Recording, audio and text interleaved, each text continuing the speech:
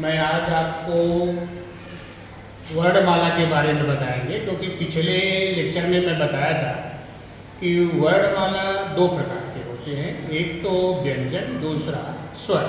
तो व्यंजन के बारे में मैं आपको बताया था कि व्यंजन कौन कौन से होते हैं, कैसे ज्ञातक होते हैं, उनको कैसे पढ़ेंगे, उनका उच्चारण कैसे करेंगे।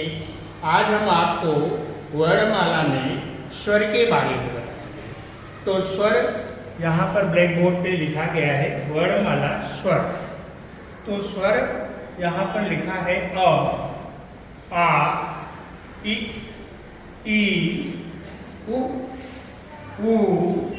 री, ए, ऐ, ओ, औ, अं, अह। तो ये स्वर को हम इस तरह से उच्चारण करते हैं। अब बात आती है कि हमें ये स्वर की जानकारी हुई कि नहीं हुई। जैसे मैंने आपको पिछले लेक्चर में बताया था कि अपनी जानकारी लेने के लिए हमें आ गया कि नहीं आया, उसके लिए हमें फिर से इस तरफ से ऐसे राउंड करते हुए आएंगे, और अगर आ गया तो समझ लीजिए आपको आ रहा है, और नहीं आया तो हमें बार बार प्रैक्टिस करने की ज़रूरत है। तो हम इधर से चलते हैं, अह, अंग, औ, ओ, ऐ, ए, री, उ, ई, आ, अ।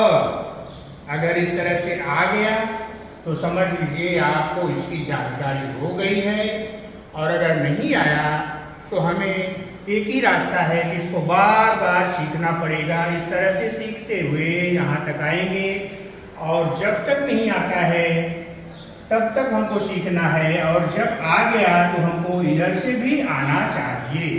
और इस तरह से जब हमें आ गया तो व्यंजन और स्वर दोनों की जानकारी होगी।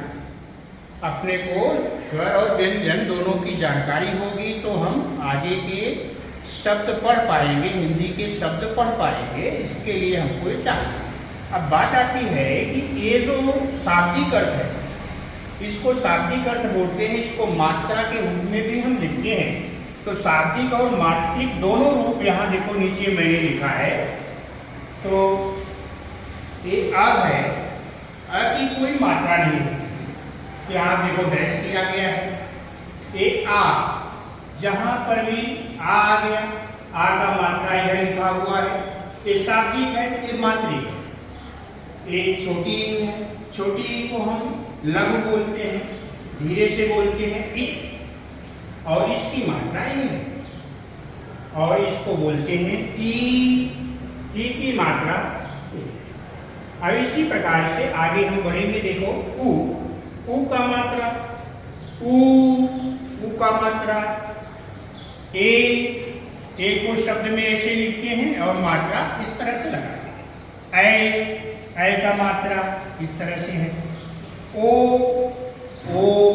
का मात्रा, औ का मात्रा, अंग का मात्रा ऊपर एक बिंदी रहती है, अह का मात्रा आगे बिंदी। इस प्रकार से एक स्वर और स्वर की कौन सी मात्रा होती है ये हो गया आपको। तो इस प्रकार से हम ध्यान देंगे कि जब आपको ये सारी जानकारी, स्वर की भी जानकारी हो गई, और स्वर के साथ साथ उस स्वर को मात्रा के रूप में किस तरह से लिखते हैं ये भी आपने समझ गए। तो आपको फिर से इधर से भी आपको ऐसे प्रैक्टिस करना है, बार बार प्रैक्टिस करना है। और जब आपको इधर से यहाँ तक आपकी जानकारी हो गई है तो समझ लीजिए कि आपको व्यंजन की भी और स्वर की दोनों की जानकारी, व्यंजन की जानकारी पहले वीडियो में मैंने बताया, आज के वीडियो में आपको स्वर की जानकारी बताई, और ये स्वर आपको अच्छी तरह से आ गया है। और ये स्वर और व्यंजन ही हमें मदद करेगा हिंदी को पढ़ने की। हिंदी में शब्दों का हम उच्चारण किस तरह से करेंगे ये हमें जरूरत पड़ेगी इन दो चीजों की, स्वर और व्यंजन। क्योंकि स्वर और व्यंजन को ही मिला करके ही हम क्या करते हैं, शब्द बनाते हैं। तो शब्द बनाने के लिए हमें इस तरह से, अभी जैसे मैंने बताया कि इसको हमें जानकारी हुई कि नहीं हुई, फिर से हम यहाँ से चलते हैं। जैसे भी यहाँ देखो, ये मात्रा पर हम ध्यान देंगे। मात्रा इसको बोलेंगे अह, और इसको पढ़ते हैं अह शब्द के रूप में। अंग, इसको अंग बोलेंगे। औ की मात्रा है, औ की मात्रा एक लाइन नीचे रहती है, दो ऊपर होती रहती है, इसको औ बोलते हैं। और औ लिखते हैं इस तरह से। एक ओ का मात्रा है और ओ लिखते हैं इस तरह से। एक ऐ का मात्रा, ऐ का मात्रा इस तरह से होता है और लिखते हैं इस तरह से। ए का मात्रा और ए का शब्द इस तरह से लिखते हैं। ए शाब्दिक ए मात्रा। इसी प्रकार से यहाँ से भी हम आएंगे। यहाँ पर ऊ का मात्रा इस तरह से है और ए ऊ लिखते इस तरह से है। एक ऊ, इसको ऊ बोलते हैं, धीरे से बोलते हैं, लघु बोलते हैं। लघु और दीर्घ दो चीजें होती हैं, तो इसको हम ऊ बोलते हैं। और ऊ का मात्रा सब इस तरह से रहता है, मात्रा इस तरह से रहती है। अभी यहाँ पर ए बड़ी है, ई, जिसको हम पढ़ते हैं ई, और मात्रा होती है इस तरह से। अभी ई और इसकी मात्रा होती है ए। अभी आ का मात्रा, और ए आ का मात्रा है और ए आ है। इस प्रकार से दोनों की जानकारी। यहाँ अ की कोई मात्रा नहीं होती है, जिस भी अक्षर में वो लगता है उसको पूरा कर देता है। क में लगा तो क हो जाएगा, ख में लगेगा तो ख बन जाएगा, ग में लगा तो ग बन जाएगा। इस प्रकार से ये आपको बार बार तब तक प्रैक्टिस करना है जब तक कि आपको इसकी सारी जानकारी न हो जाए। और सारी जानकारी हो जाती है तो आपको इधर से भी पहचानने आ जाएगा, इधर से भी पहचानने आ जाएगा। और जब इस तरह से आ गया तो समझ लीजिए आपको अच्छी तरह से जानकारी इनकी हो चुकी है।